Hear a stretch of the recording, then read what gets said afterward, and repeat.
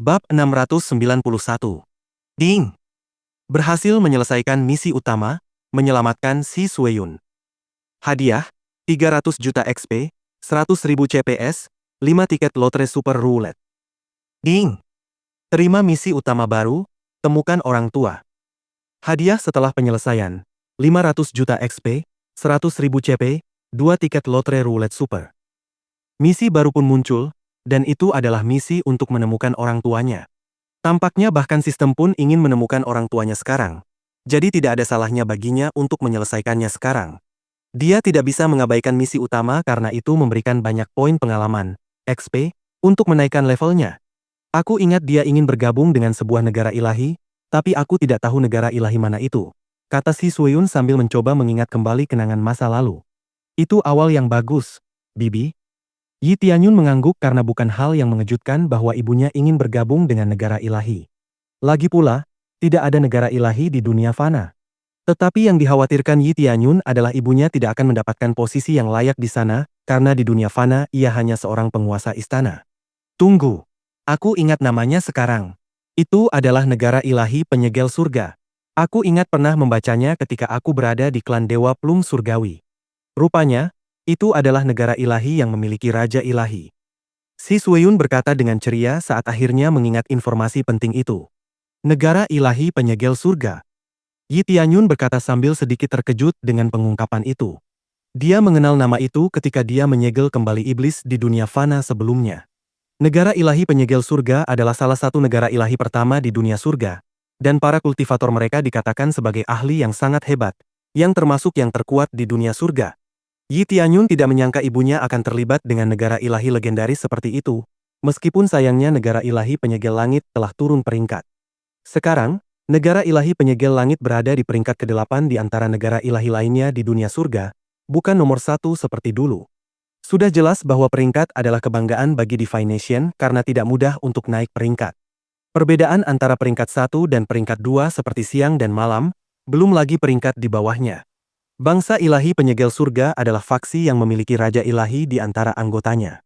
Oleh karena itu, faksi ini dianggap sebagai salah satu faksi terkuat di masa lalu. Tetapi sekarang raja ilahi mungkin telah mengasingkan diri atau bahkan meninggal, sehingga tidak dapat dihindari bahwa bangsa ilahi penyegel surga mengalami penurunan peringkat. Ya, aku yakin itu adalah negara ilahi penyegel langit. Itu adalah keberadaan yang menakutkan. Aku ingat sekarang bahwa ayahmu adalah jenius yang sedang naik daun dari negara ilahi penyegel langit. Tapi meskipun begitu, dia memilih kakak perempuan untuk menjadi pendamping daonya. Itu bukanlah perjalanan yang mulus karena negara ilahi penyegel langit menganggap kakak perempuan itu tidak layak untuk bersamanya, kata Si Sueyun dengan cemberut di wajahnya. Hal itu sudah bisa diduga, karena jenius dari dunia fana dan jenius dari dunia surga bisa dibilang sangat berbeda. Sebagian besar jenius dari dunia fana tidak akan mampu menandingi kultivator dunia surga biasa. Para kultivator di dunia fana paling banter hanya bisa mencapai tahap transformasi inti selama masa remaja mereka. Tetapi di dunia surga, bukanlah hal baru melihat seseorang sudah berada di tahap inti roh selama masa remaja mereka. Meskipun demikian, agak patut dipuji bahwa Ibu Yi Tianyun masih bisa pergi ke dunia surga bersama ayahnya, yang dianggap sebagai seorang jenius dari dunia ilahi penyegelan surga. Namun masih ada beberapa pertanyaan yang membuat Yi Tianyun sangat penasaran.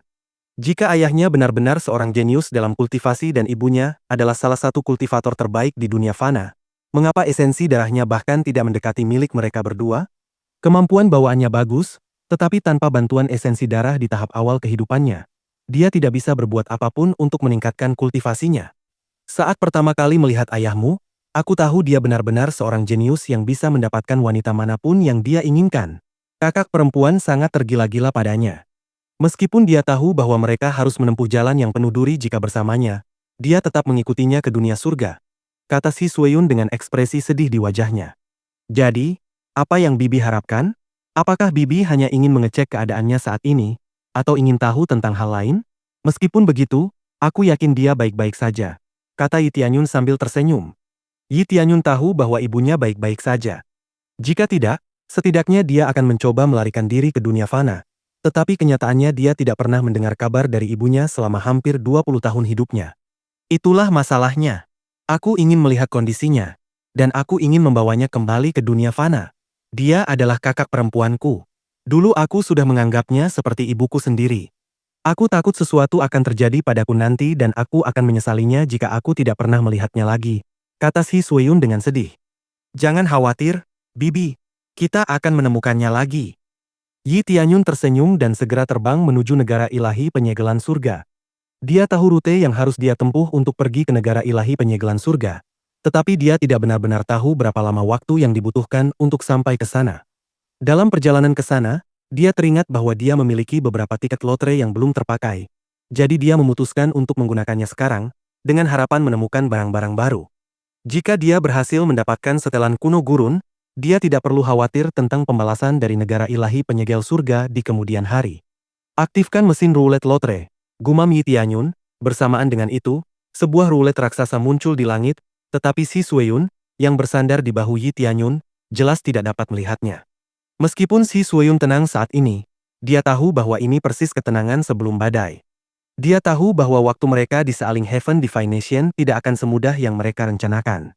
Lagi pula, Sealing Heaven Divine Nation telah berubah dalam 20 tahun terakhir. Bab 692. Aktifkan aura keberuntungan, gumam Yi Tianyun sambil memutar roulette lotre. Dia jelas berharap mendapatkan item terbaik yang bisa dia dapatkan. Dan dia tidak mempercayai keberuntungannya sendiri karena dia akan mendapatkan item sampah juga tanpa aura keberuntungan. Undian pertama berhenti di bagian aksesori pada mesin roulette. Yi Tianyun sangat gembira karena ia mungkin mendapatkan satu lagi bagian dari set kuno terpencil. Ketika kotak kayu jatuh dari mesin roulette, Yi Tianyun segera membuka kotak itu dengan gembira. Di dalam kotak itu, ada sebuah perhiasan, tetapi bukan set kuno terpencil. Itu adalah kalung panjang umur. Kalung panjang umur, bagian dari set panjang umur. Meningkatkan efektivitas penyembuhan hingga 10 kali dan meningkatkan kekuatan pertahanan hingga 30 kali. Konsumsi 10.000 CPS untuk mengaktifkan, kepanjangan yang dahsyat, dan menimpa peningkatan penyembuhan menjadi 50 kali. Ini tidak buruk, kata Yi Tianyun sambil mengangguk. Meskipun bukan set kuno terpencil, ini jelas merupakan set regenerasi yang solid. Yi Tianyun segera menggunakan tiket roulette lain karena dia ingin mendapatkan item yang lebih baik lagi. Lebih disukai yang condong ke tipe ofensif. Panah berhenti di teknik kultivasi, dan dia tahu bahwa teknik kultivasi itu bagus, tetapi dia tidak tahu apakah dia membutuhkannya saat ini. Dia cukup puas dengan teknik kultivasinya saat ini, jadi itu tidak dibutuhkan saat ini jika efeknya saling bertentangan. Dia membuka kotak yang diberikan roulette dan memeriksa teknik kultivasi yang didapatnya. Itu adalah seni rahasia tubuh pengguncang langit. Yi Tianyun melihatnya dengan mata penilaiannya untuk mencari informasi lebih lanjut tentangnya. Seni rahasia tubuh pengguncang langit. Seni bela diri tingkat langit rendah yang dapat meningkatkan berat pengguna. Semakin tinggi tingkat kultivasi, semakin tinggi berat maksimum yang dapat ditingkatkan. Dapat meningkatkan berat pengguna hingga 100 juta pound. Tingkat selanjutnya membutuhkan 5 juta CPS. Ini cukup bagus. 100 juta pound sterling itu setara dengan sebuah gunung kecil, kata Yi Tianyun sambil sedikit terkejut dengan teknik kultivasi tersebut. Dengan teknik kultivasi itu, dia bisa menghancurkan apapun hanya dengan satu langkah kakinya. Ini pasti bisa digunakan dalam pertarungan nanti, kata Yi Tianyun dengan seringai puas di wajahnya. Dengan teknik kultivasi itu, dia tidak perlu membuang poin gila miliknya karena dia bisa mendominasi pertarungan dengan mudah hanya dengan memperkuat bobot tubuhnya. Putar sekali lagi, kata Yi Tianyun pelan untuk melanjutkan pengundian hadiah berikutnya. Kali ini, panah berhenti pada barang habis pakai. Baiklah, aku bisa memeriksanya nanti, mulai menggambar lagi, kata Yi Tianyun pada dirinya sendiri, dan sekali lagi, anak panah itu berhenti di perhiasan. Bagus, tolong, satu set lengkap, kata Yi Tianyun dengan gembira. Dia perlahan meraih kotak itu dan segera membukanya. Itu adalah bagian terakhir dari set kuno terpencil, gelang kuno terpencil. Ini luar biasa, teriak Yi Tianyun dengan gembira, mengejutkan Si Sueyun yang sedang menyandarkan kepalanya di bahu Yi Tianyun. Apa? Apa yang terjadi? Tanya Si Sueyun dengan penasaran. Tidak, bukan apa-apa, Bibi. Aku hanya berpikir Bibi hebat, kata Yi Tianyun segera. Jelas, dia tidak bisa mengatakan alasannya karena dia tahu bahwa dia tidak bisa memberitahu siapapun tentang sistem peningkatan level gila itu. Lagi pula, tidak ada yang akan mempercayainya karena itu terlalu tidak masuk akal. Tentu, kata Si Sueyun sambil wajahnya kembali memerah.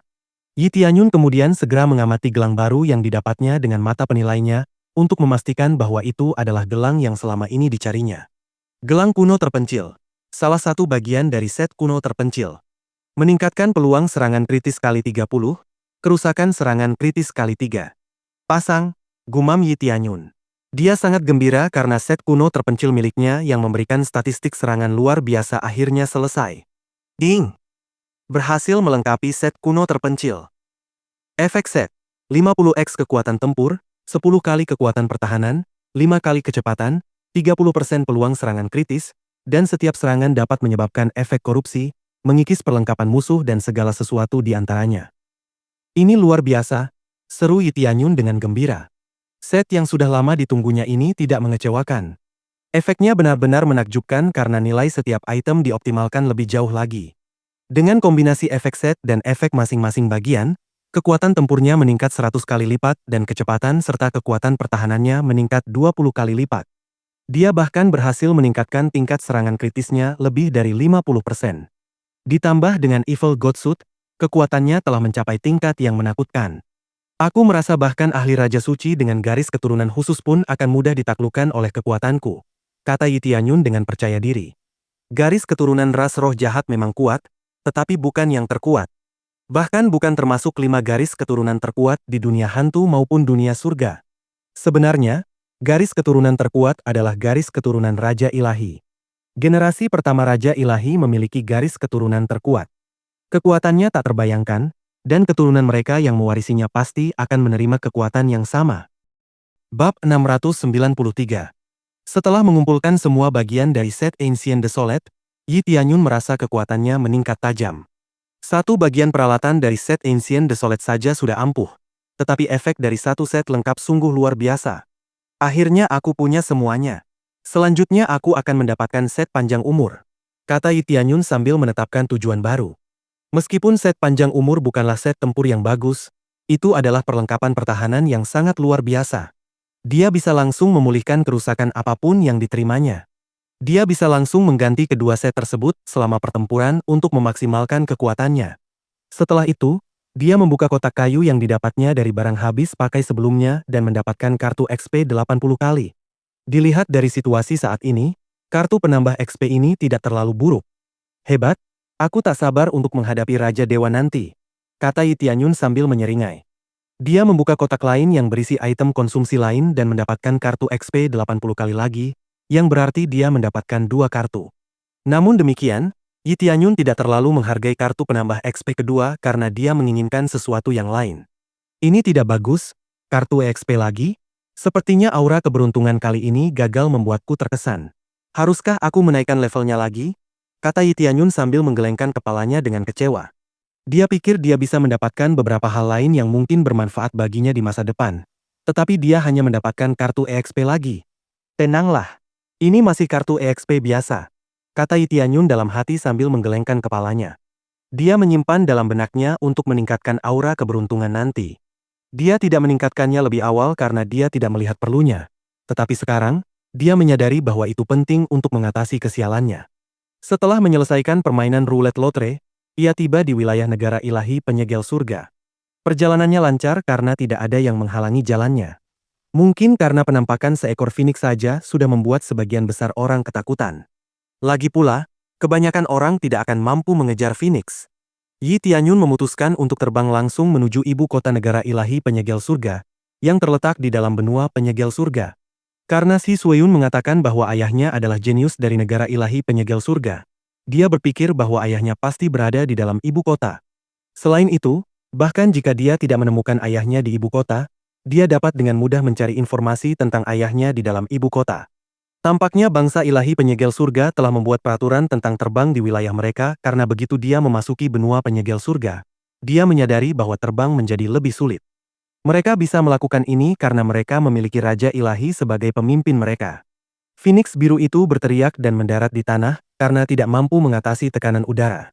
Mereka masih cukup jauh dari ibu kota, tetapi Tianyun tahu bahwa dia tidak bisa lagi memaksakan kekuatan Phoenix lebih jauh. Tidak mengherankan jika bangsa ilahi penyegel surga belum dihancurkan oleh faksi yang lebih kuat karena mereka memiliki peraturan terbang di sekitar benua mereka. Kekuatan faksi lain akan berkurang setengahnya jika mereka mencoba menyerang wilayah ini. Selain itu, mereka tidak bisa menyerang cukup cepat untuk mengejutkan bangsa ilahi penyegel surga karena berjalan jauh lebih lambat daripada terbang. Mulai sekarang kita harus berjalan kaki, Bibi, kata Yi Tianyun sambil tersenyum. Dia mendapat informasi bahwa pemimpin negara ilahi penyegel surga adalah Raja Dewa Penyegel Surga, dan dialah yang memberlakukan peraturan ini. Mengingat bahkan Yi Tianyun, yang sekuat Raja Dewa sekalipun, tidak mampu menerobos peraturan tersebut, Raja Dewa Penyegel Surga pastilah individu yang sangat kuat. Apakah ini negara ilahi penyegel surga yang dikunjungi kakak? Tanya si Sueyun penasaran. Ia bisa melihat pemandangan megah di sekitarnya dan pilar cahaya dari ibu kota bersinar di seluruh area. Ini adalah tempat kediaman seorang raja ilahi, jadi sudah sewajarnya tempat ini memiliki suasana yang begitu megah. Sepertinya warisan raja ilahi terus berlanjut, tetapi aku tidak merasakan aura raja ilahi apapun dari kota kekaisaran. Yi Tianyun menggelengkan kepalanya dengan kecewa. Entah raja ilahi sedang bersembunyi sambil berkultivasi di suatu tempat, atau mereka sudah mati. Meskipun demikian, negara ilahi itu sendiri tidak akan mudah dihancurkan selama warisan raja ilahi masih berlaku. Saat Yi Tianyun dan si Sueyun berjalan menuju ibu kota, Yi Tianyun menyadari bahwa tidak ada tekanan sama sekali. Rupanya, peraturan tersebut tidak mencegah orang asing masuk dan hanya mencegah mereka terbang. Yi Tianyun juga melihat banyak altar raja ilahi di sepanjang jalan menuju ibu kota, bersama dengan beberapa kultivator yang datang untuk menyembah raja ilahi. Nama Raja Dewa Penyegel Surga sangat terkenal di seluruh dunia surga, dan dia dikagumi oleh semua orang. Bahkan, Yi Tianyun tahu bahwa dia tidak bisa sembarangan membicarakan Raja Dewa Penyegel Surga di depan umum. Namun, satu hal yang membuat Yi Tianyun penasaran adalah garis keturunannya sendiri. Jika ayahnya adalah keturunan Raja Dewa Penyegel Surga, itu berarti dia memiliki garis keturunan langsung yang sama dengan Raja Ilahi. Jika ini benar, dia berharap bisa mempelajari kultivasi jiwa, yang merupakan teknik khas Raja Dewa Penyegel Surga. Namun untuk saat ini, Yi Tianyun tidak melihat ciri khusus apapun yang mungkin disebabkan oleh garis keturunan penyegelan surga. Ini memang aneh, mengingat garis keturunan penyegelan surga adalah salah satu garis keturunan terkuat di luar sana. Jadi tidak mungkin dia tidak mendapatkan apapun darinya. Apakah aku benar-benar keturunan Raja Dewa Penyegel Surga? Ataukah garis keturunanku telah merosot begitu parah sehingga aku tidak mendapatkan warisan atributnya? Yi Tianyun menertawakan dirinya sendiri. Bab 694. Raja Ilahi Penyegel Surga mungkin adalah leluhurnya. Tetapi Tianyun sama sekali tidak merasakan apapun. Dia tidak pernah merasa terhubung secara emosional dengan negara ilahi penyegel surga, jadi dia tidak peduli apakah itu tanah leluhurnya atau bukan. Ditambah lagi, sekarang basis kultivasinya sudah mengesankan untuk seseorang seusianya. Dia sama sekali tidak membutuhkan negara ilahi penyegel surga. Oleh karena itu, mendapatkan warisan Raja Ilahi Penyegel Langit tidak berarti banyak baginya. Namun, dia tetap menghormati Raja Ilahi Penyegel Langit karena dia adalah salah satu dari 3 Raja Ilahi utama yang memberikan kontribusi signifikan dalam menciptakan 3 alam. Namun Yi Tianyun tidak dapat menyangkal fakta bahwa kota kekaisaran negara ilahi penyegel surga benar-benar memiliki aura yang menakutkan. Bahkan altar ilahi pendaki surga pun tidak semegah kota ini. Kota kekaisaran ini juga memiliki mekanisme pertahanan yang canggih. Tidak seorang pun akan mampu menembus pertahanan kecuali mereka menghancurkan rune ilahi yang membentuk hampir semua mekanisme pertahanan di sana, dan itu saja hampir mustahil untuk dilakukan. Di puncak gerbang kota, Yi Tianyun melihat sebuah plakat besar bertuliskan, "Surga Tersegel". Orang normal akan membungkuk saat melihatnya, tetapi itu tidak berlaku untuk Yi Tianyun. Orang-orang justru terkejut bahwa orang asing biasa dapat menatap plakat itu begitu lama tanpa menundukkan kepala sedikit pun. Energi yang dipancarkan oleh lempengan itu cukup untuk menyengat mata orang. Tetapi Tianyun tampaknya tidak merasakan apapun. Ini adalah alat ilahi Raja Ilahi Penyegel Surga. Lempengan ini memancarkan kekuatan Raja Ilahi yang sangat kuat yang memaksa orang untuk tunduk kecuali mereka ingin mempertaruhkan mata mereka. Kata Yi Tianyun sambil menggelengkan kepalanya karena dia sama sekali tidak menyukai gagasan tentang lempengan itu. Plakat itu adalah alat ilahi, kata si Sueyun sambil terkejut mendengar ucapan Yi Tianyun. Dia tidak menyangka sesuatu yang dipajang begitu saja bisa menjadi alat ilahi. Ya, sebenarnya, kurasa seluruh gerbang kota ini adalah alat ilahi. Meskipun bukan kelas yang sangat tinggi, tetap saja ini adalah alat ilahi. Kata Yi Tianyun sambil menggelengkan kepalanya sekali lagi. Dia ingin menempa alat ilahi miliknya sendiri, tetapi saat ini dia masih seorang master pandai besi. Masih jauh perjalanan sebelum dia bisa menjadi master ilahi pandai besi. Ayo masuk. Kata Yi Tianyun sambil berjalan masuk bersama si Sueyun. Para penjaga tidak menghentikan mereka atau menanyakan apapun. Masuk ke kota juga gratis. Tampaknya relatif damai, kecuali jika Anda datang untuk membuat masalah. Setelah memasuki kota, pemandangannya tidak berbeda dengan kota kekaisaran lainnya. Jalanan ramai dengan orang-orang yang sibuk dengan urusan mereka sendiri. Tingkat kultivatornya pun tidak rendah. Sesekali, Yi Tianyun bisa melihat kultivator tahap Raja Roh berjalan-jalan di jalanan. Namun, bukan itu yang membuat Yi Tianyun terkesan. Hal yang menarik perhatian Yi Tianyun adalah pegunungan Tianshan di belakang kota kekaisaran. 5 gunung yang menjulang tinggi itu tampak megah, ditambah dengan tumpukan rumah di sana. Yi Tianyun tahu bahwa pegunungan itu adalah aula utama sebenarnya untuk negara ilahi penyegel surga, yang mungkin berada di atas istana kekaisaran di kota itu. Yi Tianyun memperhatikan bahwa gunung itu diselimuti kabut peri. Kabut itu terutama digunakan untuk mengunci energi spiritual di dalam tempat tersebut guna meningkatkan kecepatan kultivasi di dalamnya. Yi Tianyun juga dapat melihat bahwa gunung itu dipenuhi rumput spiritual. Dapat dikatakan bahwa wilayah bangsa ilahi penyegel surga yang sebenarnya adalah 5 gunung tersebut. Tetapi seiring bertambahnya jumlah mereka, wilayah mereka juga meluas dari gunung-gunung tersebut. Kurasa tidak ada seorang pun yang bisa tinggal di sana tanpa status yang cukup tinggi, kata Yi Tianyun kepada Si Sueyun sambil menunjuk ke arah gunung. Ya, kakak perempuan mungkin juga ada di sana, kata Si Sueyun sambil merasa gembira bisa bertemu kembali dengan kakak perempuannya yang terhormat. Tanpa basa-basi lagi, mereka langsung menuju ke gunung. Semakin dekat mereka, semakin banyak penjaga yang berpatroli di sekitar kaki gunung. Mereka adalah penjaga ahli tahap roh void, yang memeriksa sekeliling, mencegah siapapun masuk tanpa prosedur yang semestinya. Siapa kalian, dan apa yang kalian berdua lakukan di sini? Tanya seorang penjaga saat Yi Tianyun dan Si Sueyun mendekati gerbang. Jelas sekali bahwa para penjaga waspada karena tempat yang akan dimasuki Yi Tianyun dan Si Sueyun dianggap suci bagi bangsa ilahi penyegel surga. Kami di sini untuk mengunjungi Xingchen, tetapi saya tidak tahu di mana dia berada. Bolehkah saya tahu apakah dia ada di dalam? Tanya Si Sueyun dengan sopan. Yi Xingchen adalah nama ayah kandung Yi Tianyun. Yi Xingchen? Aku belum pernah mendengar nama itu, kata penjaga itu sambil menggelengkan kepalanya. Kau belum pernah mendengar namanya? Bagaimana dengan Jiao Linghe? Si Sueyun bertanya sekali lagi. Jiao Linghe adalah ibu Yi Tianyun.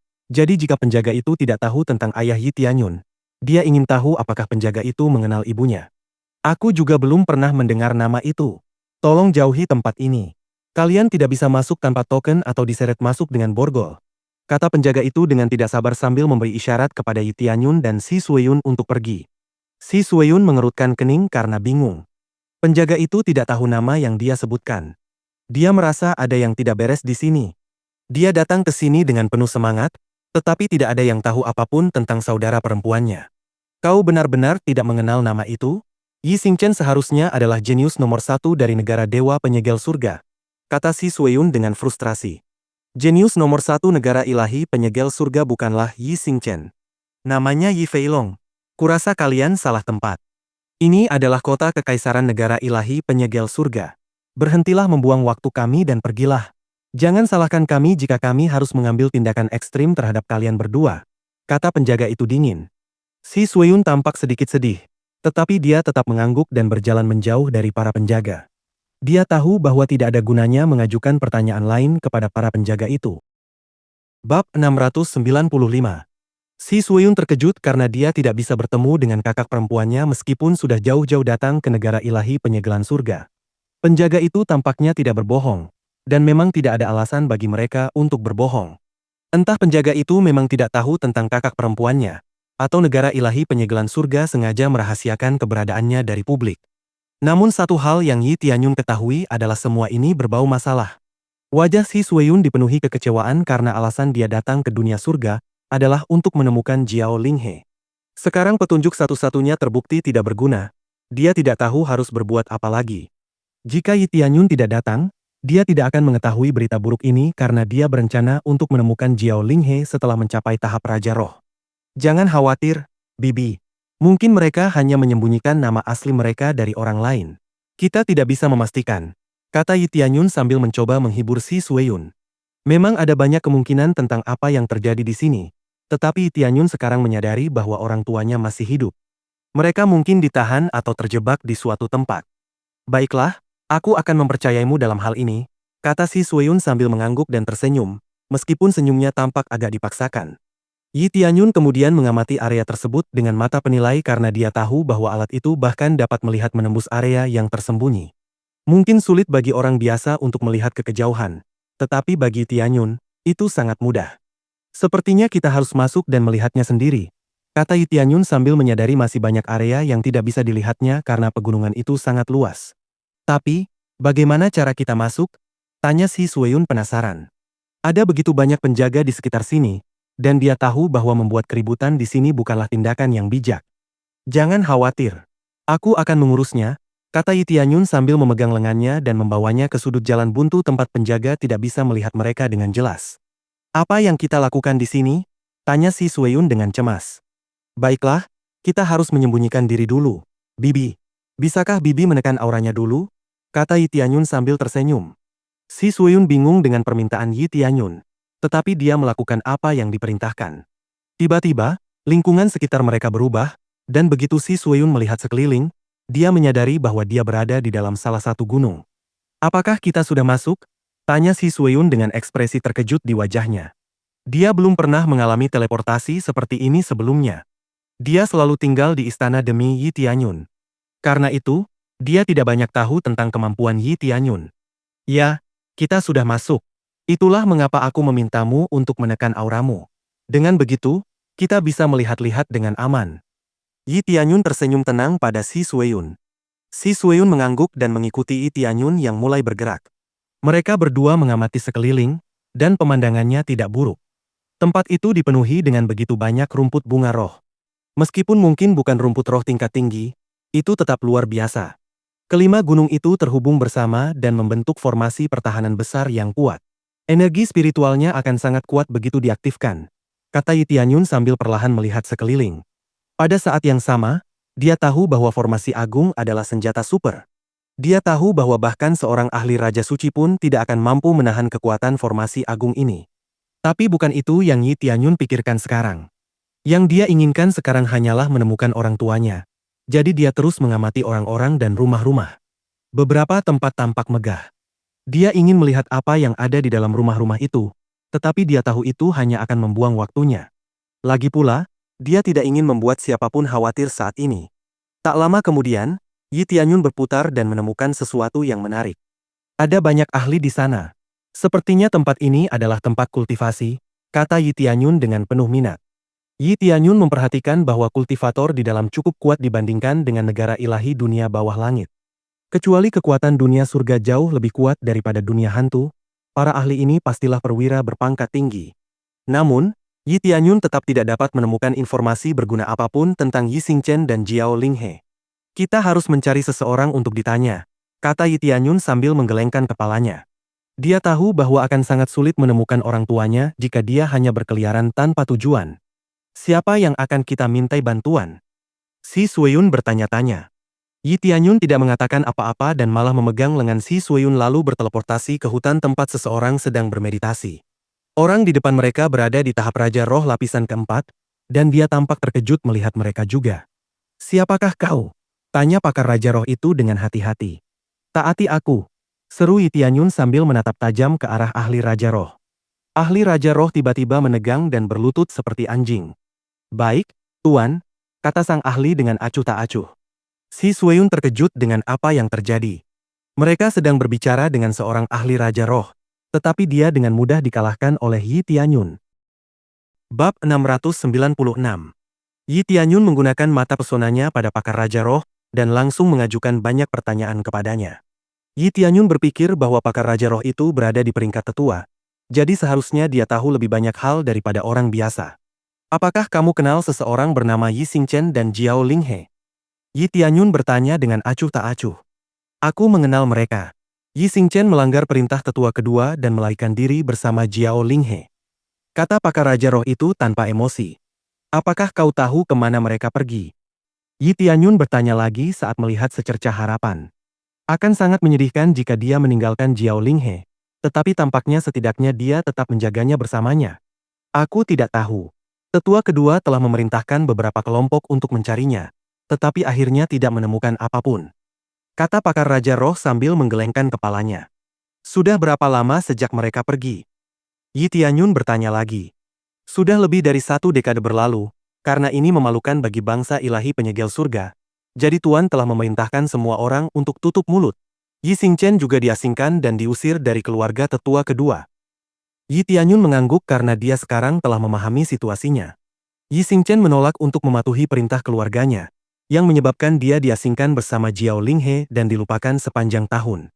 Yah, sepertinya ayahku adalah seseorang yang tidak akan pernah meninggalkan wanitanya. Yi Tianyun terdengar sedikit bangga ketika mengatakan itu. Ibumu bukanlah wanita biasa, dia cantik dan kuat. Tidak mungkin dia mencari wanita lain, kata Si Sueyun dengan percaya diri. Yi Tianyun mengangguk, tetapi sekarang dia harus mencari tempat di mana ayahnya mungkin mengasingkan diri dan dia benar-benar tidak tahu harus mulai dari mana. Karena itu, Yi Tianyun mengajukan beberapa pertanyaan lagi kepada pakar Raja Roh tentang negara ilahi penyegel surga karena dia ingin bertemu dengan tetua kedua, kakeknya, untuk mendapatkan informasi lebih lanjut. Sepertinya kita masih belum bisa menemukan informasi akurat tentang keberadaan kakak perempuan. Si Sueyun menghela napas sambil mengerutkan kening. Jangan khawatir, Bibi.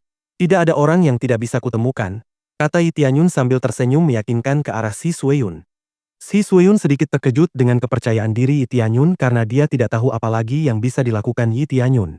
Pada saat yang sama, Yi Tianyun sudah merasa cukup dan berencana untuk membeli panduan jiwa untuk menemukan mereka dengan pasti. Tetapi harganya agak mahal. Namun, dia memang tidak punya pilihan lain jika ingin menghemat waktu. Jadi, dia segera membeli panduan jiwa, dan sekali lagi poin gila miliknya lenyap begitu saja. Dia tidak memiliki banyak poin gila ketika datang ke dunia surga, dan sekarang, meskipun dia telah menyelesaikan satu misi utama, dia masih tidak memiliki banyak poin gila karena membeli panduan jiwa. Aktifkan pemandu jiwa, gumam Yi Tianyun. Pemandu jiwa terpasang secara otomatis pada misi utama, jadi dia tidak perlu mengucapkan perintah khusus, dan begitu dia mengaktifkannya, pemandu jiwa langsung menunjuk ke arah tertentu. Ayo, Bibi, kita pergi, kata Yi Tianyun sambil menggenggam tangan Si Sueyun dan berteleportasi keluar kota. Pakar Raja Roh itu kemudian tersadar dan tampaknya tidak ingat apa yang telah terjadi. Pada saat yang sama, Yi Tianyun berjalan menuju arah tertentu begitu mereka keluar dari kota kekaisaran. Apakah kau tahu kita akan pergi kemana? Tanya Si Sueyun dengan penasaran. Kurang lebih. Aku sebenarnya tidak tahu kemana kita akan pergi, tapi aku punya sedikit petunjuk untuk memulai, kata Yi Tianyun sambil tersenyum. Tapi bagaimana caranya? Kita tidak menanyakan hal spesifik itu sebelumnya, tanya Si Sueyun dengan bingung. Jangan khawatir, Bibi. Semuanya akan beres, kata Yi Tianyun dengan canggung karena ia tidak bisa menjelaskan kekuatannya kepada Si Sueyun. Si Sueyun hanya mengangguk dan mengikuti Yi Tianyun, tetapi ia tetap bingung. Setelah beberapa saat, peraturan terbang bukan lagi masalah dan Yi Tianyun memanggil Phoenix S sekali lagi untuk mencapai tujuannya lebih cepat.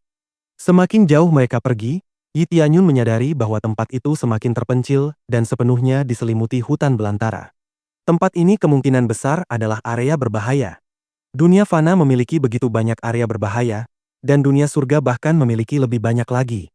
Beberapa area berbahaya di dunia surga bahkan menimbulkan ancaman bagi para ahli Raja Suci. Daerah yang dikunjungi Yi Tianyun saat ini juga merupakan salah satu tempat tersebut. Itu adalah hutan tulang terpencil dan seperti namanya, Yi Tianyun dapat melihat tumpukan tulang di gerbang area berbahaya. Energi spiritual di dalam tempat ini suram. Ini hutan tulang terpencil. Mengapa dia memilih tempat ini di antara semua tempat lain? Yi Tianyun mengerutkan kening saat berhenti di depan gerbang. Apakah ayahnya bersembunyi di sini untuk menghindari pengejarnya? Tapi tetua tadi mengatakan bahwa negara ilahi penyegel surga tidak lagi mengejarnya sekarang. Yi Tianyun mengerutkan kening sekali lagi saat mencium bau masalah di udara. Bab 697. Hutan tulang terpencil, salah satu zona paling berbahaya di dunia surga di mana siapapun yang memasuki tempat itu tanpa bimbingan yang tepat pasti akan terbunuh.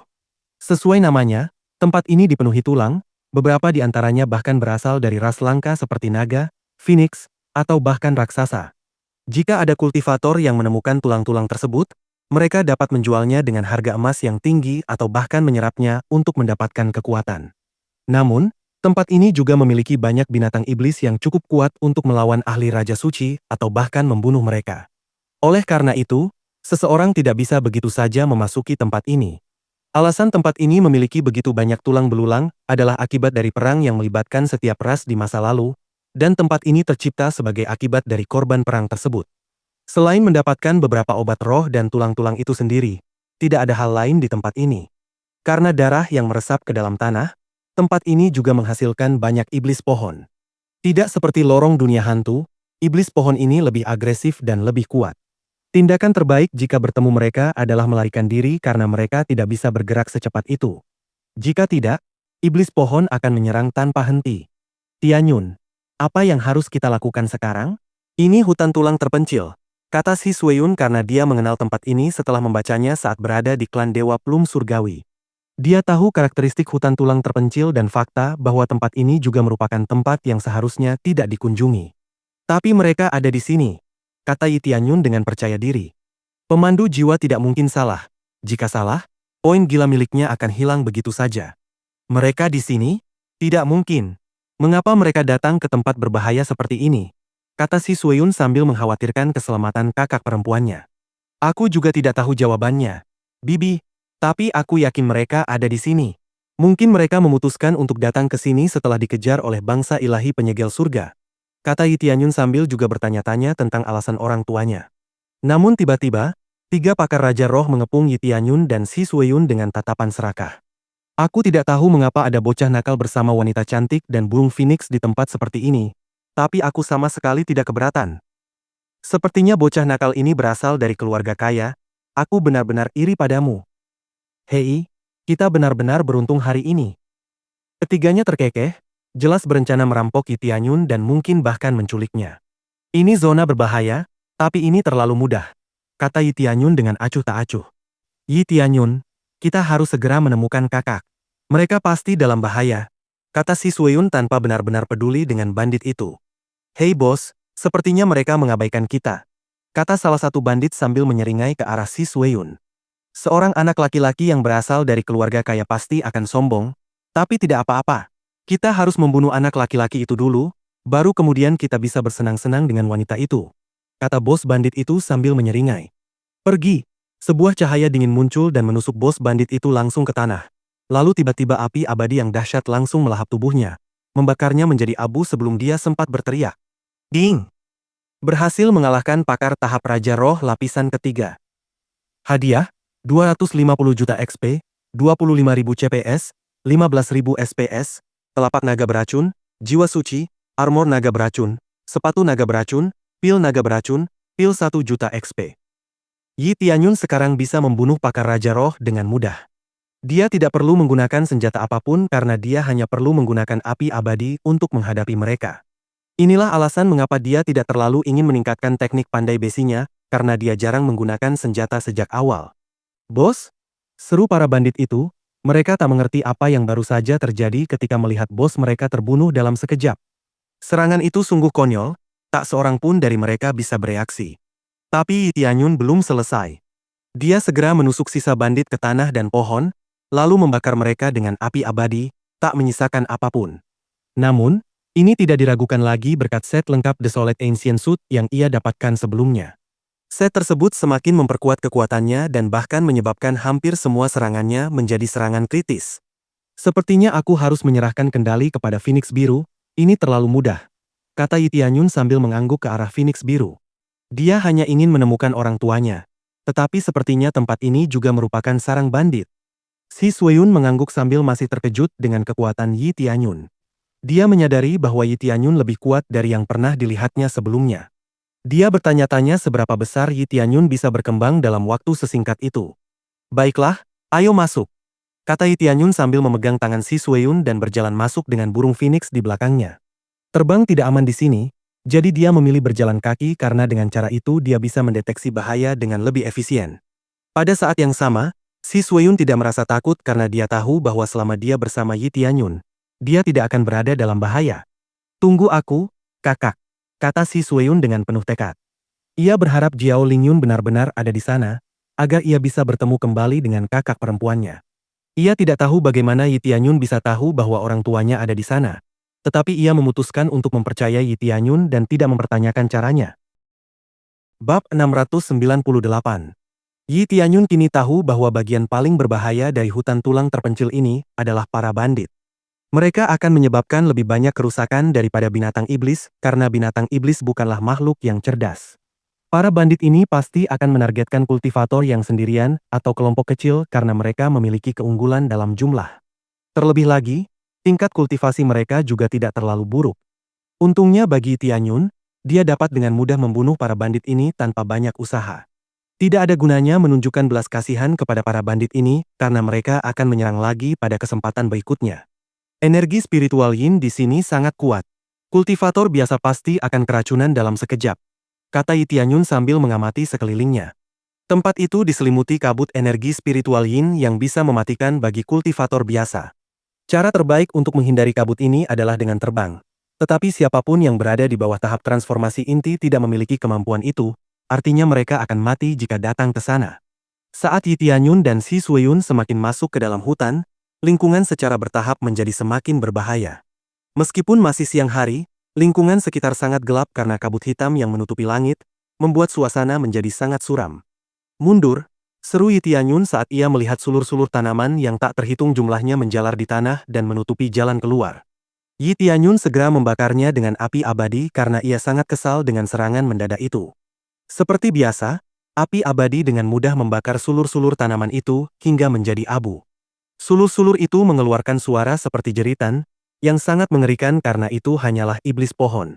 Iblis pohon ini berada di atas tahap roh hampa. Tempat ini benar-benar berbahaya, kata Tianyun sambil menyaksikan iblis pohon itu terbakar. Dia tidak ragu bahwa hutan tulang terpencil benar-benar tempat yang berbahaya. Tidak diragukan lagi bahwa kultivator di bawah tahap roh void akan terbunuh di sana, karena mereka akan menjadi mainan bagi monster-monster ini. Tidak hanya itu, Tianyun juga memperhatikan banyak binatang iblis lain di sekitarnya yang menguntitnya, menunggu kesempatan untuk menyergap. Tetapi ketika mereka melihat api yang menyala terang, mereka memutuskan untuk tidak menampakkan diri. Binatang iblis lainnya juga bukan lawan yang mudah, karena yang terendah berada di tahap transformasi inti, dan yang terkuat berada di tahap puncak roh hampa. Di sini berbahaya. Kuharap kakakmu selamat, kata Si Sueyun sambil mengerutkan kening karena khawatir. Seandainya dia tidak datang ke sini bersama Tianyun, dia pasti akan terjebak di sini dan tidak bisa melarikan diri. Dia juga menyadari bahwa tidak ada gunanya bertanya kepada para kultivator di daerah ini. Jangan khawatir. Kurasa kita hampir sampai, jadi ayo percepat langkahmu, kata Tianyun sambil mengangkat Si Sueyun dan mempercepat langkahnya. Pada saat yang sama, di hutan pegunungan yang suram di kejauhan, seorang wanita cantik bersembunyi di tepi tebing sambil menatap jurang di kejauhan. Dia tidak tahu persis berapa lama dia berada di sana, tetapi dia merasa telah berada di sana untuk waktu yang sangat lama, menekan auranya agar tidak ada yang menyadari kehadirannya. Kenapa belum juga terbit? Sudah 2 minggu, kata wanita itu dengan tatapan tajam. Namun tiba-tiba, cahaya merah darah menyambar di depannya, dan pada saat yang sama, rumput-rumput merah darah bergerak di tanah. Ekspresi wanita itu berseri-seri karena inilah yang selama ini ditunggunya. Meskipun demikian, dia tahu bahwa dia harus tetap sabar, jadi dia menunggu. Rumput-rumput merah darah itu mulai menyerap energi spiritual Yin dari sekitarnya, menarik semakin banyak kabut spiritual Yin ke arahnya. Wanita itu telah menghabiskan seluruh waktunya di tempat ini menyerap energi spiritual Yin, agar dia bisa menjadi lebih kuat dari waktu ke waktu. Jadi, setelah rumput merah darah selesai menyerap energi spiritual Yin, wanita itu menjebaknya di dalam sangkar merah darah. Rumput-rumput ini bisa bergerak, dan wanita itu jelas tidak ingin membiarkannya lolos karena dia membutuhkannya untuk kultivasinya. Rumput itu berjuang untuk melepaskan diri dari sangkar, bahkan melepaskan sebagian energi spiritual Yin-nya untuk mengikis sangkar. Tetapi semua usaha itu sia-sia. Wanita itu segera mengambil semua rumput, mengumpulkannya menjadi satu sebelum mengikatnya dengan kuat. Rumput-rumput itu langsung berhenti meronta karena tidak bisa bergerak lagi. Wanita itu tersenyum karena senang dengan banyaknya rumput merah darah yang berhasil ia dapatkan.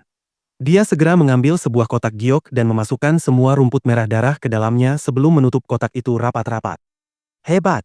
Kali ini aku dapat banyak rumput penghisap darah. Itu akan menghemat kerja kerasku selama bertahun-tahun, kata wanita itu dengan gembira sambil bersiap menikmati keuntungannya. Tetapi saat dia mulai berjalan menjauh dari tempat kejadian, 4 pancaran cahaya muncul dari tanah dan membentuk sangkar yang menjebaknya di dalam. Jiao Linghe, aku berterima kasih dari lubuk hatiku karena telah menangkap rumput penghisap darah itu untuk kami. Jika bukan karenamu, kami tidak akan bisa menangkapnya dengan mudah. Kami tidak memiliki pengetahuan untuk membangun formasi agung yang diperlukan untuk menangkapnya, kata seorang pria sambil mendarat di tanah bersama 3 orang lainnya. Mereka semua adalah ahli tahap Raja Roh, dan mereka semua menyeringai pada wanita cantik di depan mereka. Wanita cantik itu adalah Jiao Linghe, Ibu Yi Tianyun. Bab 699.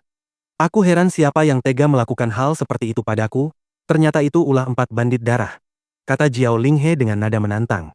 Ia memutar otaknya, mencari cara untuk melarikan diri meskipun sikapnya tenang. Ia tahu bahwa ia tidak bisa lari mendaki gunung karena akan terhambat oleh gravitasi dan akhirnya tertangkap lagi.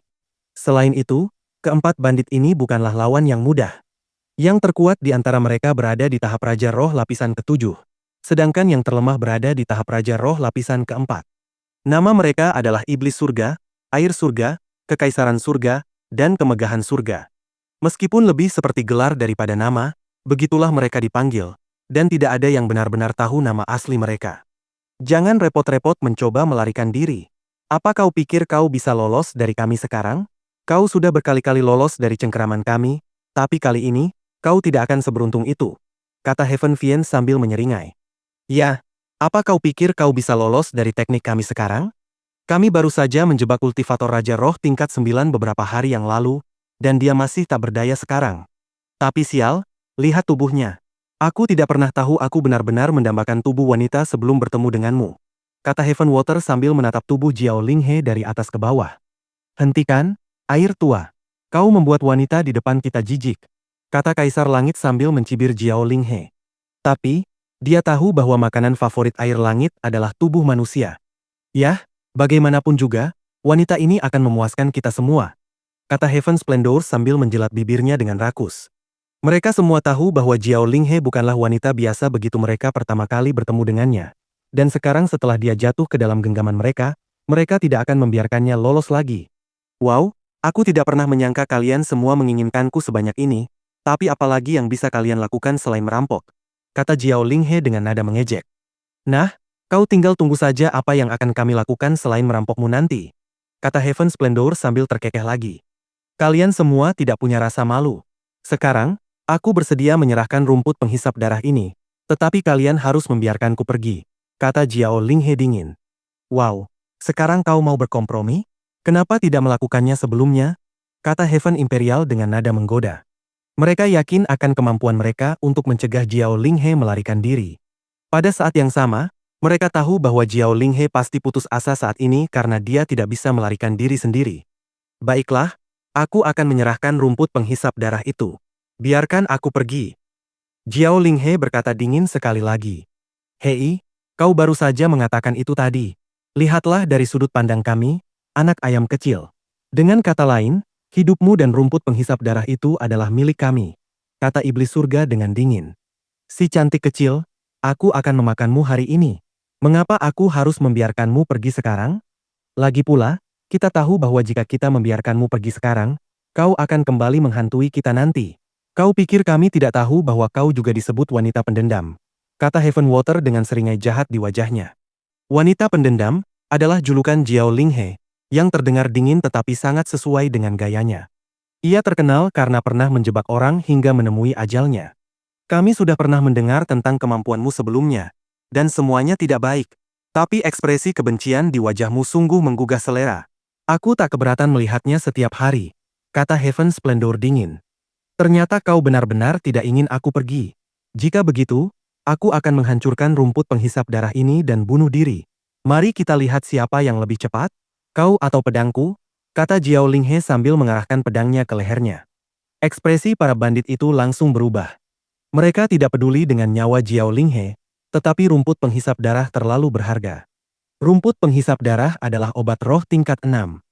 Bagi keempat bandit ini, obat itu tak ternilai harganya karena dapat meningkatkan esensi darah seseorang hingga bertahan selama puluhan sampai ratusan tahun. Kau ingin menghancurkan rumput penghisap darah? Kau tidak akan bisa melakukannya dengan cepat. Dan kami masih bisa mengumpulkan pecahannya.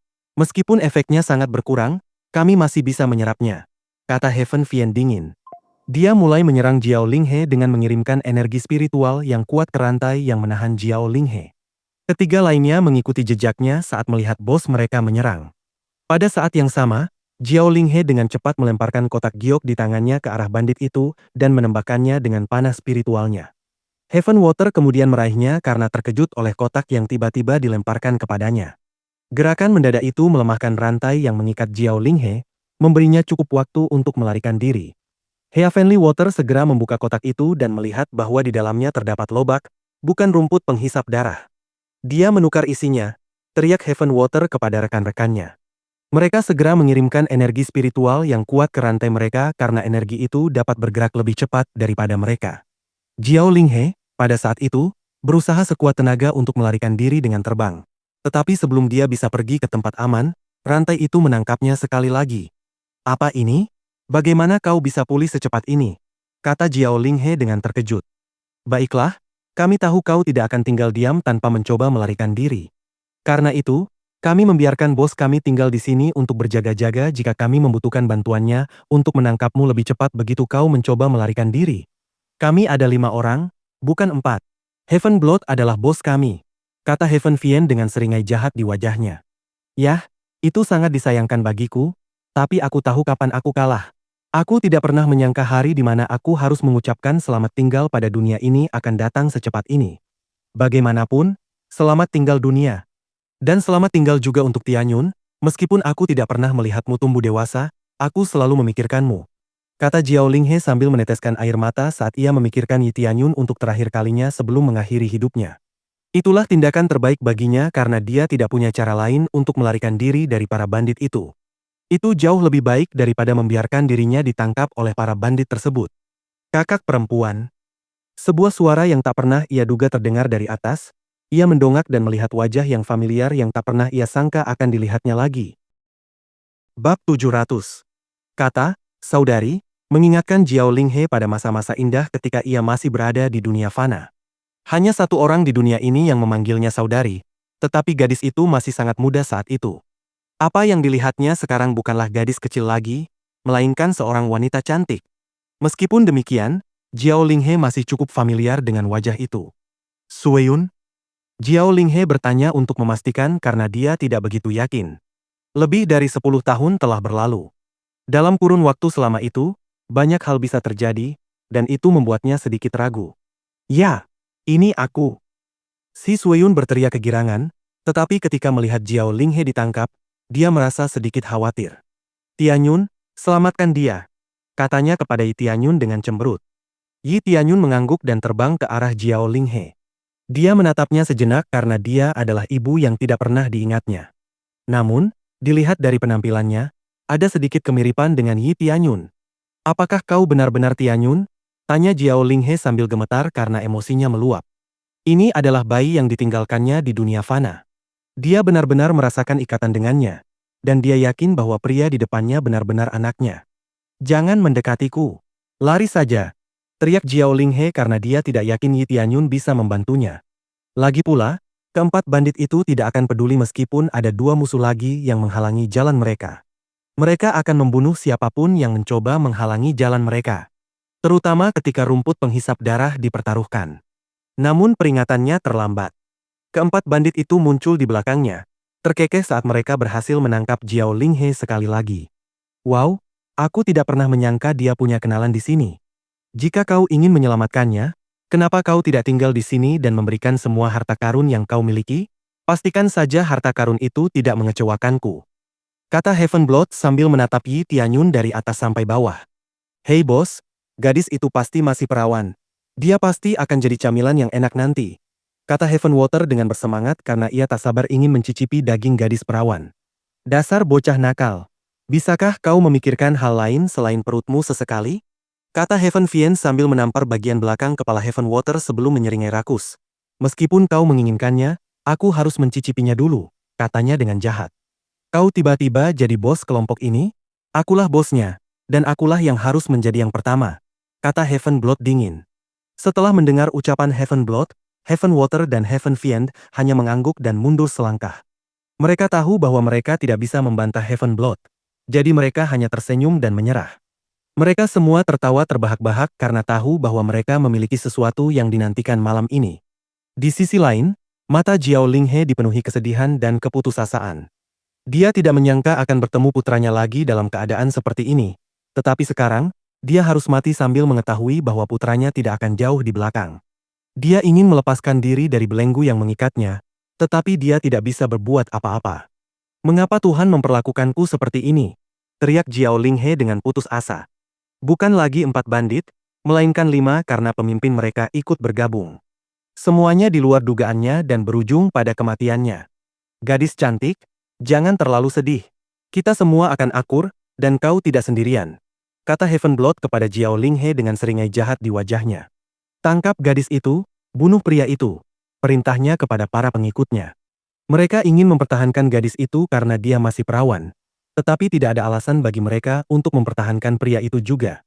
Maka, Yi Tianyun dihadapkan pada 3 ahli Raja Roh yang kuat yang segera mengepungnya.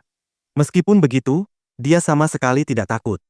Bahkan, dia hanya merasa jijik terhadap mereka. Dia akan membunuh orang-orang seperti mereka hanya demi menyingkirkan kekotoran di dunia ini. Tidak masalah lagi apakah mereka menantangnya atau tidak. Nak, matamu tajam sekali. Aku tak sabar untuk mencungkilnya nanti, kata Heaven Water sambil menyeringai ke arah Yi Tianyun. Ia kemudian segera bergegas menghampiri Yi Tianyun tanpa ragu-ragu sambil melepaskan aura Raja Roh tingkat 5 miliknya. Auranya langsung menciptakan air dari udara kosong, dan ia segera menerkam Yi Tianyun seperti ikan yang kehabisan air. Dia adalah seorang kultivator air, jadi dia memiliki serangkaian teknik manipulasi air. Dengan kata lain, tekniknya lebih kuat ketika dia bertarung di dekat air. Tidak. Hentikan, teriak Jiao Linghe dari samping sambil memohon agar mereka berhenti. Tapi jelas, Heaven Water tidak peduli. Jiao Linghe sudah terjebak, jadi dia tidak perlu mengkhawatirkannya lagi. Bahkan, mereka semua menikmati melihat mangsa mereka memohon, berjuang untuk membebaskan diri, dan akhirnya kehilangan semua harapan ketika mereka hampir dibunuh. Jiao Linghe mendongak ke arah Shi Sueyun karena ia berpikir Shi Sueyun mungkin akan membantu Yi Tianyun. Tetapi ia bingung ketika melihat Shi Sueyun tampak sangat tenang dan sama sekali tidak berusaha membantu Yi Tianyun. Namun, saat Heaven Water mendekati Yi Tianyun, sebuah tangan spiritual tiba-tiba muncul, menjebak Heaven Water dalam genggamannya. Kau sampah. Membiarkanmu hidup di dunia ini adalah pemborosan energi spiritual, kata Yi Tianyun dingin sambil menekan kedua tangannya, dan tangan spiritual itu segera menirunya. Heaven Water diremas hingga mati dan meledak menjadi kabut berdarah. Darah perlahan menetes ke tanah, menodainya untuk sementara waktu sebelum sepenuhnya terserap ke dalam tanah. Itulah ciri khas hutan tulang terpencil. Siapapun yang berjalan di atas tanah berisiko mati karena kehilangan darah, karena tanah akan mengeringkan darah mereka. Para bandit terkejut melihat kemampuan Yi Tianyun. Meskipun Heaven Water bukanlah yang terkuat, dia berada di urutan tengah dalam hal kekuatan di kelompok mereka. Namun jelas bahwa anak laki-laki itu tidak menunjukkan upaya apapun untuk membunuhnya. Rasa takut mulai merayap di benak mereka saat mereka berpikir bahwa mereka mungkin telah melakukan kesalahan. Jiao Linghe juga terkejut karena dia tidak pernah menyangka putranya akan sekuat ini. Bab 701. Air surga, teriak iblis surga, tetapi sudah terlambat. Para bandit lainnya segera mengepung Yi Tianyun dengan rantai di tangan mereka. Rantai ini bukanlah rantai biasa. Itu adalah alat suci tingkat tinggi yang dibuat khusus untuk membatasi pergerakan orang lain. Dibutuhkan kekuatan yang sangat besar untuk melepaskan diri dari cengkeramannya. Mereka segera melemparkan rantai-rantai itu ke arah Yi Tianyun, dan pada saat yang sama, cahaya yang menyilaukan bersinar, menciptakan banyak jaring cahaya yang siap menangkap Yi Tianyun. Jaring cahaya ini adalah energi spiritual yang terjalin bersama, membentuk jaring yang kokoh untuk menangkap apapun. Jauhkan diri dari jaring itu, teriak Jiao Linghe karena dia tahu bahwa jaring ringan itu sulit ditembus. Namun, dia tidak perlu mengingatkan Yi Tianyun tentang kekuatan jaring itu karena Yi Tianyun sudah menyadarinya sendiri. Yi Tianyun segera mengeluarkan pedang ilahi alam bawah dan mengayunkannya ke arah jaring yang datang. Gelombang cahaya kuning langsung menembus jaring cahaya, menghancurkannya dalam proses tersebut. Gelombang cahaya kuning itu bahkan membelah para bandit menjadi dua dengan mudah. Kedua bandit itu adalah Heaven Imperial dan Heaven Splendor. Mereka tidak dapat menahan gelombang kuning itu karena mereka tidak memiliki kekuatan yang cukup untuk melakukannya. Pedang ilahi dunia bawah surgawi ditambah kekuatan dari set kuno terpencil memiliki daya hancur yang luar biasa. Kecuali lawan Yi Tianyun menggunakan alat ilahi, mustahil untuk memblokir serangannya. Efek tambahan dari set kuno terpencil juga mengikis tubuh keduanya, sehingga mustahil bagi mereka untuk beregenerasi atau menyatukan diri kembali. Bos, selamatkan kami. Heaven Splendor meminta bantuan Heaven Blood karena rasa takut akan kematian terlihat jelas di matanya. Namun, Sudah terlambat karena tubuhnya mulai terkikis dan berubah menjadi pasir akibat efek Desolate Ancient Set. Heaven Splendor dan Heaven Imperial sepenuhnya berubah menjadi pasir, berjatuhan di tanah. Tetapi sekarang, tanah tidak menyerapnya karena tidak ada darah yang tertinggal. Para bandit lainnya ingin menyelamatkan Heaven Splendor dan Heaven Imperial. Tetapi mereka tidak bisa karena mereka sendiri diusir oleh serangan Yi Tianyun. Selain itu, mereka tidak tahu bagaimana menghentikan tubuh Heaven Splendor dan Heaven Imperial agar tidak hancur menjadi pasir. Selain itu, tubuh mereka juga menunjukkan efek korosi saat mereka mencoba menghalangi gelombang kuning Yi Tianyun sebelumnya. Jelas itu langkah yang salah karena mereka sekarang berisiko menjadi pasir. Mereka melepaskan seluruh aura mereka untuk melawan efek korosi saat tubuh mereka perlahan berubah menjadi kuning akibat efek korosi tersebut. Sepertinya kau masih bisa menahan kekuatanku, kata Yi Tianyun sambil tersenyum. Dia tidak perlu berusaha terlalu keras untuk mengalahkan para bandit ini karena mereka jauh lebih lemah darinya. Dia bahkan tidak perlu menggunakan teknik apapun karena efek pasif dari set kuno terpencil sudah cukup untuk mengalahkan para bandit ini. Apapun yang mereka lakukan, mereka tidak akan pernah bisa menang melawan Yi Tianyun. Kekuatan anak ini terlalu menakutkan.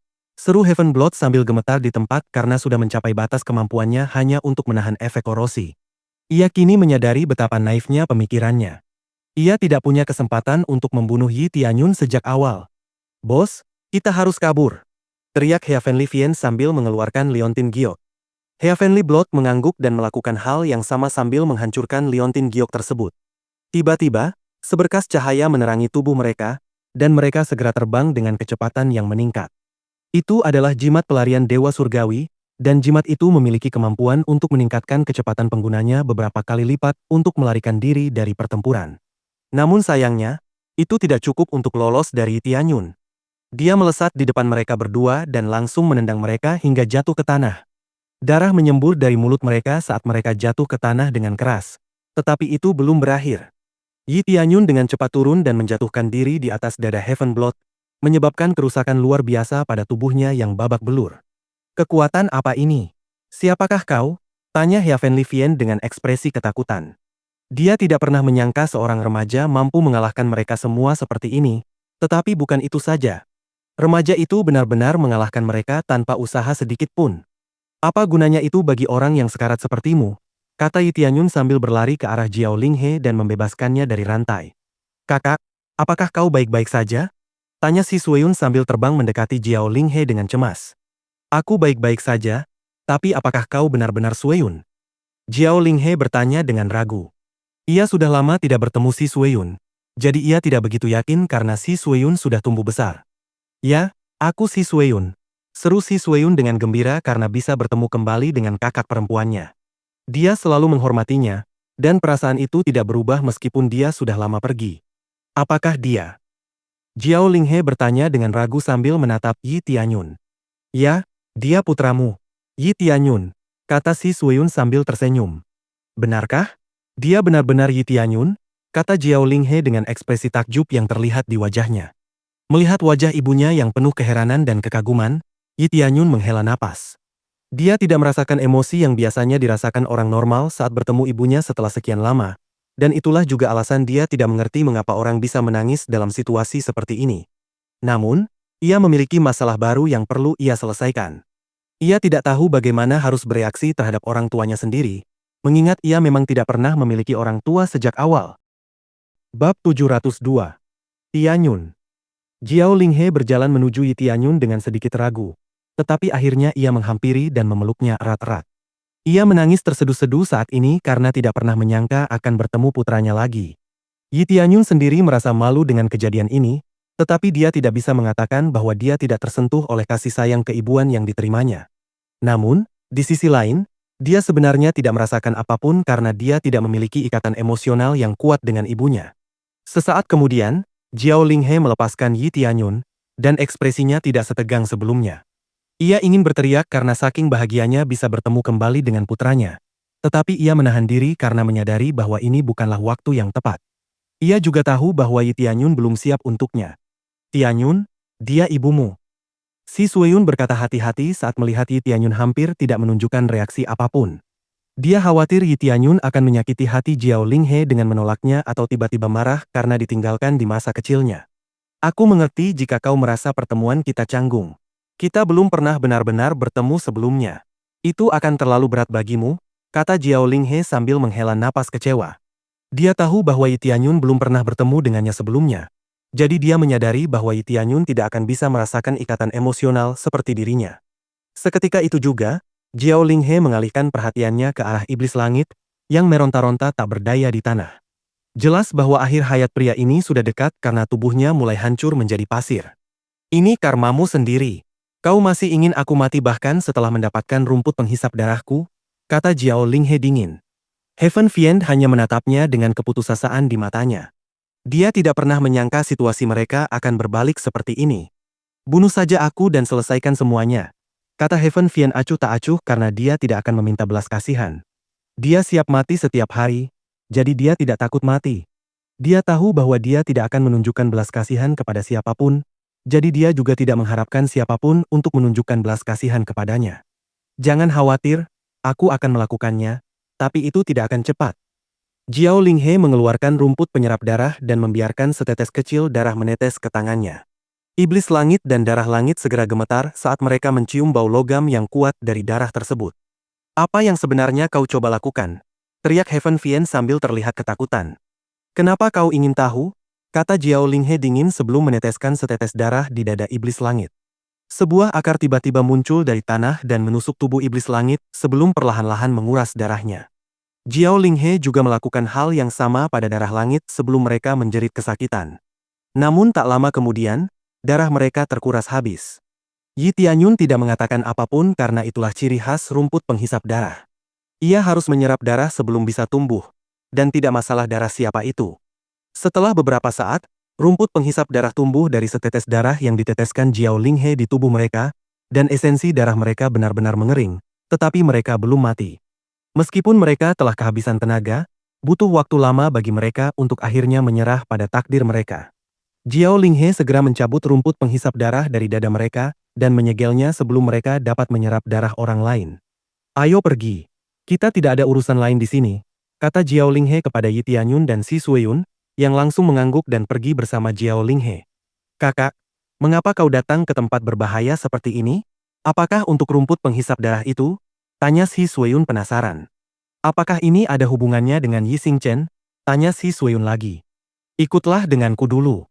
Kau akan mengetahuinya pada akhirnya, kata Jiao Linghe sambil melirik Yi Tianyun sebelum terbang maju. Si Sueyun mengangguk dan tetap diam karena Yi Tianyun tidak pernah berbicara sejak awal. Dia terus memikirkan apa yang ada di benak ibunya. Tak lama kemudian, mereka meninggalkan hutan menuju lokasi yang agak aman.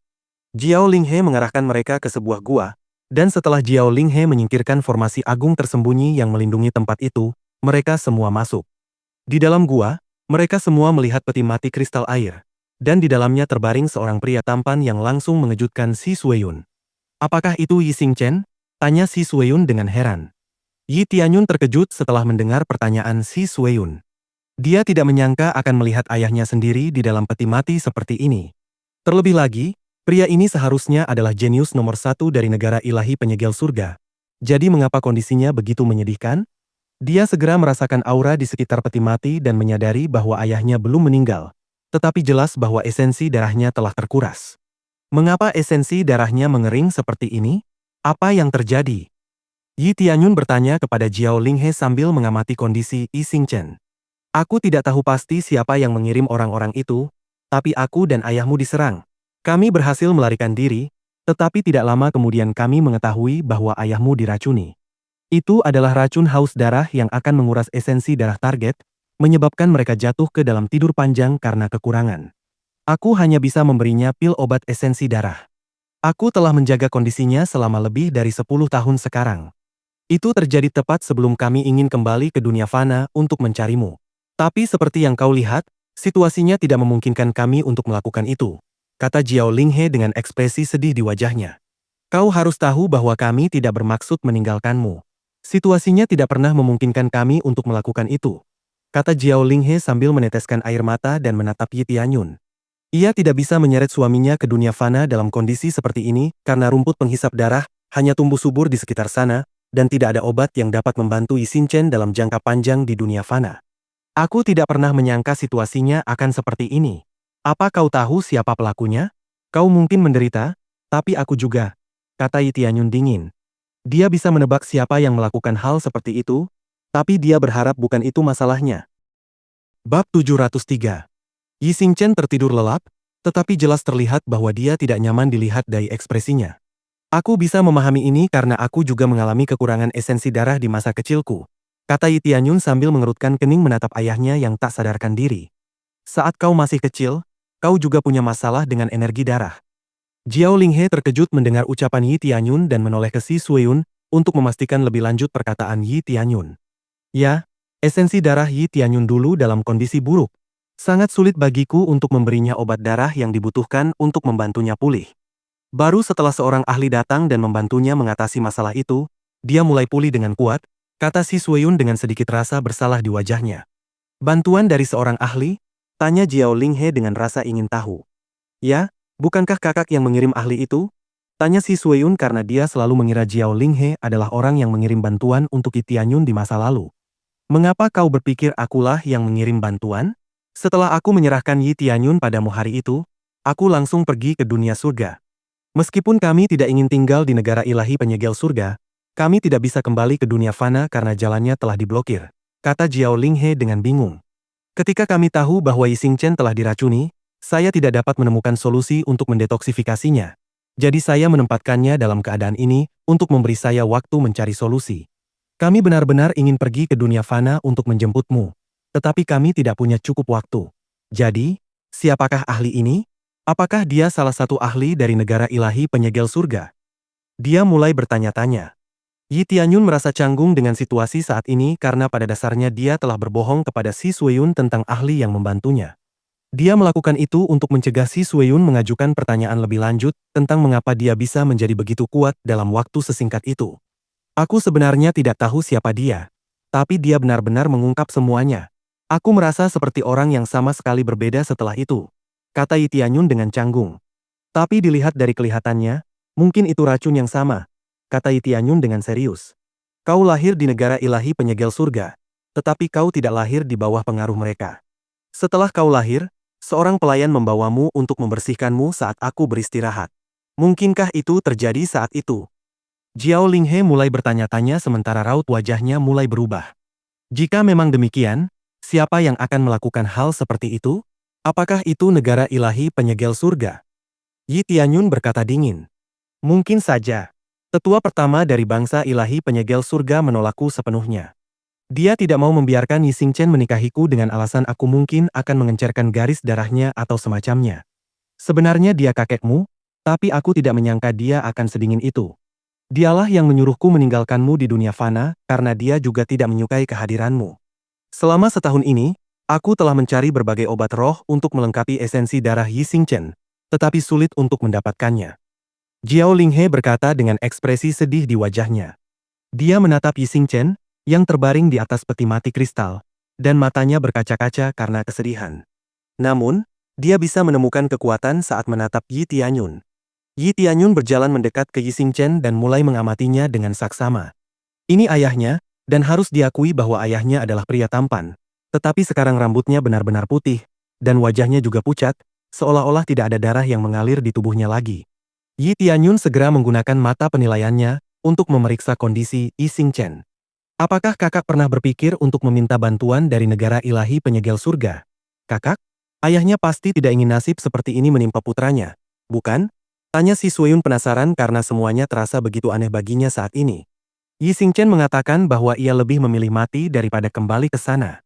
Jadi, aku ingin menghormati keinginannya dan tidak berani kembali ke sana. Ayahnya khawatir tentangnya ketika Yi Xingchen mengatakan kepadanya bahwa ia akan menikahiku. Tetapi ia marah karena Yi Xingchen tidak mau mendengarkan apa yang dikatakannya. Itu semua karena garis keturunan mereka, jadi aku juga tidak ingin kembali ke sana, kata Jiao Linghe dengan sungguh-sungguh. Garis keturunan sangat penting, dan beberapa garis keturunan hanya dapat mewariskan garis keturunan yang sama kepada anak pertama, sementara anak kedua tidak akan mewarisinya sepenuhnya. Bangsa ilahi penyegel surga jelas tidak ingin kehilangan garis keturunan mereka, jadi bukan berarti mereka tidak memahami kemarahan tetua pertama. Sulit untuk mendapatkan orang yang cocok untuk mewariskan garis keturunan tersebut, dan dia tidak ingin Yi Xingchen kehilangan kesempatannya. Tidak semua orang cocok untuk mewariskan garis keturunan. Jika tidak, Garis keturunan akan ada di mana-mana. Demi kebaikan keluarga, mereka ingin Yi Xingchen meninggalkan Jiao Linghe. Tetapi mereka tidak menyangka Yi Xingchen akan keras kepala dan mengabaikan mereka sepenuhnya serta pergi bersama Jiao Linghe.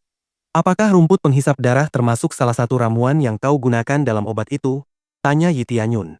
Ya, rumput penghisap darah adalah salah satunya, tetapi sangat sulit untuk menemukannya. Untungnya, setelah beberapa waktu, saya menemukan petunjuk untuk menemukannya, dan itu sedikit memudahkan pencariannya, kata Jiao Linghe dengan mata penuh harapan. Nah, sekarang kau tak perlu mencarinya lagi. Mari kita lihat negara ilahi penyegel surga. Mereka mungkin punya obatnya, kata Yi Tianyun dengan percaya diri. Ini tidak akan berhasil. Mereka tidak akan mau berurusan dengan kita, kata Jiao Linghe dengan cemas.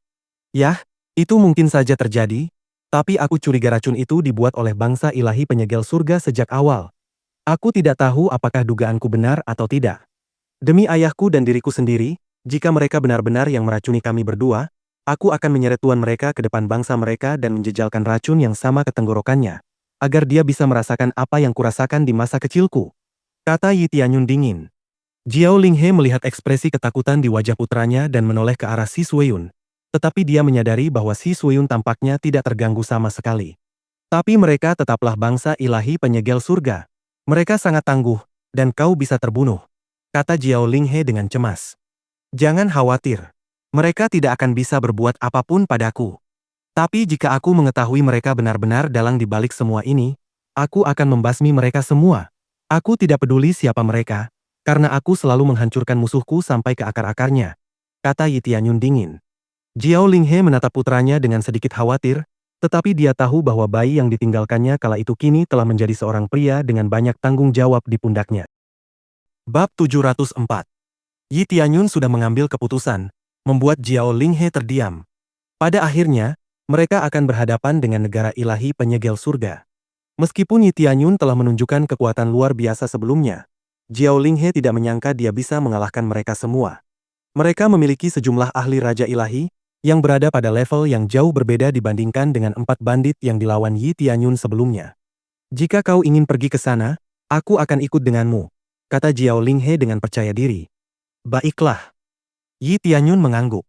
Dia tidak keberatan ibunya ikut bersamanya karena dia bisa memastikan ibunya aman. Itu lebih baik daripada tinggal di sini. Jiao Linghe kemudian menggunakan cincin makhluk hidup agar dia bisa membawa Yi Xingchen yang sedang tidur dengan selamat.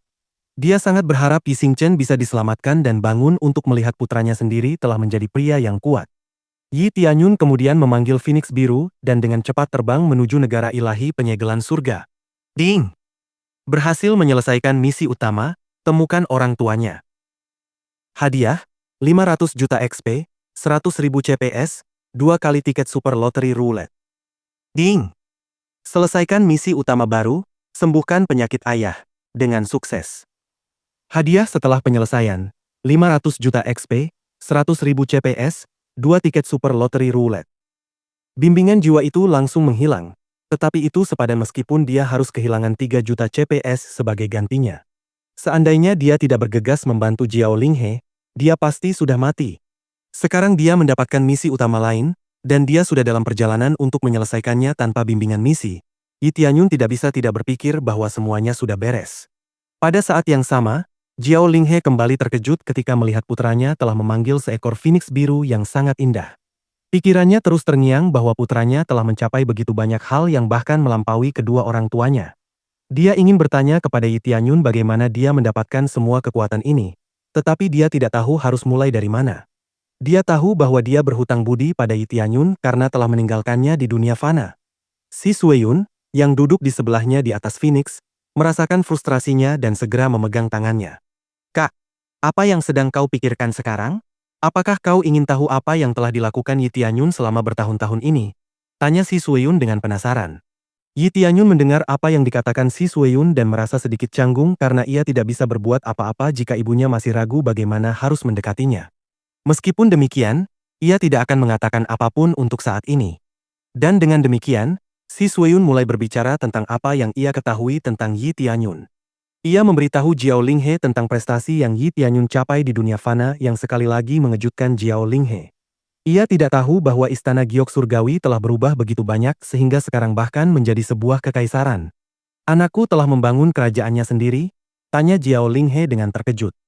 Ia menangis lega ketika mendengar bahwa putranya tidak lagi berjuang keras akhir-akhir ini, dan tidak perlu lagi mengemis bantuan orang lain untuk menjalani hidupnya.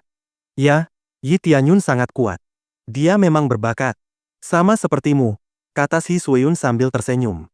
Jiao Linghe menyeka air mata dari matanya sebelum menatap putranya. Anakku, kau telah bekerja keras selama bertahun-tahun, kata Jiao Linghe dengan ekspresi bangga di wajahnya. Dia tidak peduli dengan musuh yang harus dihancurkan Yi Tianyun untuk membangun kerajaannya sendiri, tetapi dia tahu bahwa itu tidak akan mudah. Tidak apa-apa. Aku selalu ditemani bibi. Yi Tianyun berkata sambil tersenyum lebar dan menatap Si Sueyun. Si Sueyun sedikit gugup, tetapi dia tidak melepaskan kontak mata dengan Yi Tianyun. Dia tidak tahu apakah itu berarti mereka resmi berpacaran, tetapi itu pasti langkah besar, mengingat saudara perempuannya bisa menjadi mertuanya dalam waktu dekat. Melihat percakapan antara Si Sueyun dan Yi Tianyun, Jiao Linghe tak kuasa menahan tawa bahagia. Sejak awal, aku memang menginginkan putraku menikah dengan seseorang sepertimu di masa depan, tapi aku tak menyangka itu akan menjadi kenyataan, kata Jiao Linghe sambil tersenyum bahagia menatap Si Sueyun. Kak, apakah kak benar-benar berpikir seperti itu saat itu? Tanya Si Sueyun dengan heran. Yi Tianyun juga penasaran karena orang tuanya sudah berusaha mencarikan istri untuknya meskipun ia baru lahir. Ya, kau berbakat, baik hati, dan memiliki rasa tanggung jawab. Jika tidak, aku tidak akan mempercayakanmu untuk menjaga Yi Tianyun. Aku sudah tahu kau akan merawatnya dengan baik, kata Jiao Linghe dengan senyum hangat di wajahnya. Si Sueyun terkejut karena Jiao Linghe sudah berpikir sejauh itu. Ia mengira Jiao Linghe mungkin tidak ingin putranya memilih seseorang yang lebih tua darinya, tetapi ternyata Jiao Linghe mendukung hubungan mereka. Namun, dia tahu bahwa usia bukanlah masalah sebenarnya. Lagi pula, seorang kultivator bisa hidup selama 1000 tahun selama mereka mampu mengembangkan kekuatan dan teknik mereka hingga tingkat tertentu. Karena kalian bersama, ketahuilah bahwa aku sepenuhnya mendukungnya. Aku tidak punya hadiah apapun untuk kalian saat ini, tapi mungkin kalung ini cukup untuk sementara. Jiao Linghe berkata sambil menyerahkan sebuah kalung kepada Si Sueyun. Itu bukanlah kalung biasa. Kualitasnya setara dengan alat suci tingkat menengah. Nak, ibu harap kau akan menjaga Si Sueyun mulai sekarang. Lindungi dia dari bahaya apapun, baik dalam suka maupun duka, kata Jiao Linghe dengan sungguh-sungguh sambil tersenyum hangat. Terima kasih, Ibu, aku akan melakukannya. Yi Tianyun tersenyum karena sangat menghargai dukungan ibunya. Nak, kami berhutang budi padamu, dan kami tahu kau sebenarnya tidak membutuhkan keahlian kami sekarang. Tetapi aku berharap kami bisa menebusnya di masa depan, kata Jiao Linghe penuh harap. Yi Tianyun mengangguk sambil kehabisan kata-kata. Dia tidak bisa menggambarkan perasaan yang dia rasakan saat ini, tetapi dia sangat bersyukur karena bisa akur dengan orang tuanya. Bab 705. Dengan bantuan Si Sueyun yang mendamaikan Yi Tianyun dan Jiao Linghe, suasana tidak lagi canggung seperti sebelumnya.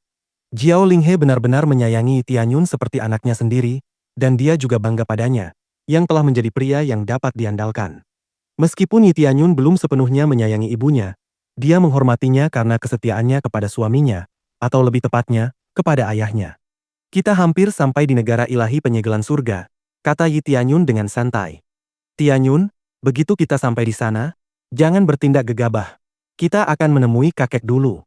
Kita seharusnya bisa menemuinya jika dia tahu aku akan datang, kata Jiao Linghe dengan cemas. Aku akan melakukan apa yang aku bisa, tetapi aku akan melakukannya dengan caraku sendiri jika mereka bertindak tidak tulus. Jika ada yang bersikap kasar kepadaku, atau jika kita mengetahui bahwa bangsa ilahi penyegel surga benar-benar berada di balik peracunan itu, aku tidak akan menahan diri. Yi Tianyun berkata dengan acuh tak acuh.